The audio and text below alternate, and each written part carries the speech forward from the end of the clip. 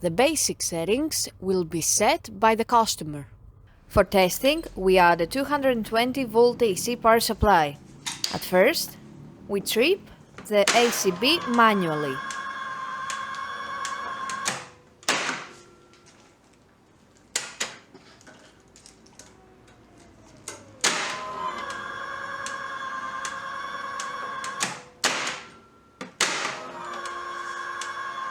Then, we trip the ACB with the help of the UVT. Afterwards, we perform a short time delay test and we see that the air circuit breaker trips almost instantly. Lastly, we perform a long time delay test. The ACB trips.